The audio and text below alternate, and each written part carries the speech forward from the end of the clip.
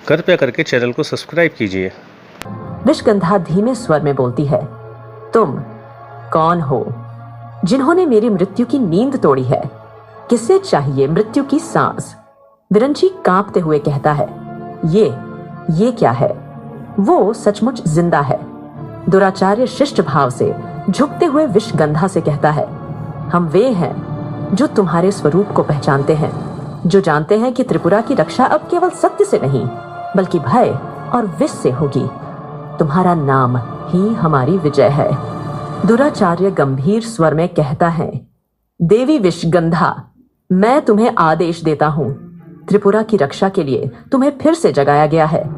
एक गद्दार यूसेन लौट आया है, उसे समाप्त करो। विषगंधा हंसते हुए उसकी हंसी में सांपों की फुफकार है। विषगंधा तिरछी मुस्कान के साथ कहती है, यूसेन, मुझे वो नाम मत दो जो पिघल जाए।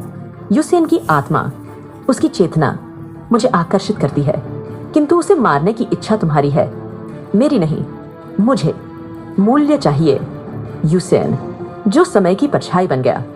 अच्छा, मैं उसे विष में बहा दूंगी, लेकिन हर जागरण की कीमत होती है।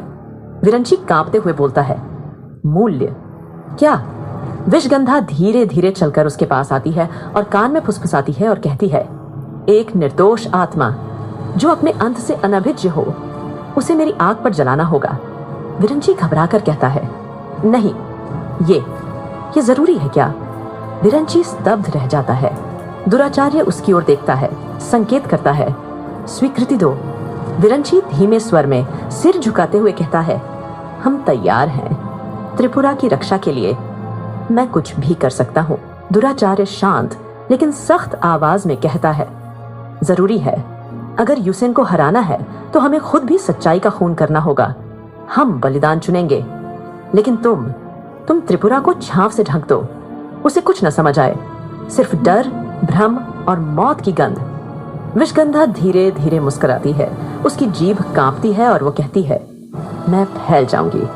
उसके सपनों में, उसकी सांसों में, उसकी यादों में जहर घोलूंगी, और जब वो सच्चाई बोलेगा उसकी आवाज खुद घुट जाएगी। विषगंधा हंसते हुए कहती है, सिर्फ त्रिपुरा की रक्षा नहीं, अपनी सत्ता की रचना करोगे तुम मेरे जहर से। वह कुएं से पूरी तरह बाहर निकल आती है। उसके पीछे कई सर्प की परछाइयां हवा में लहराने लगती हैं। चारों दीपक अब जलती लौ से कांपने लगे हैं। उसके बाल हवा में उड़ रहे हैं, जैसे जंगल खुद उसे प्रणाम कर रहा हो।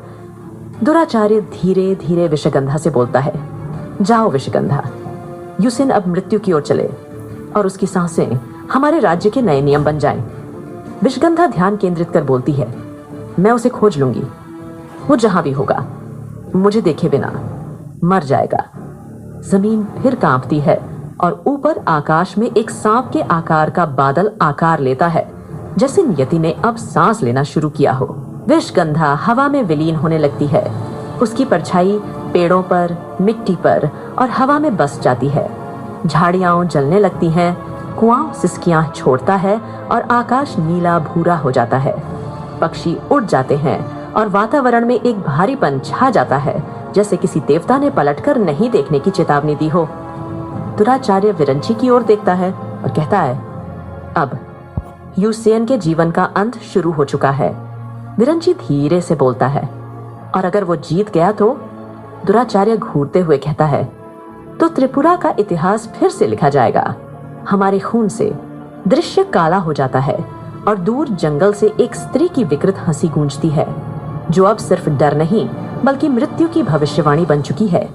एक मृत राजा, एक झूठा अपराधी और एक जागती हुई विष स्त्री।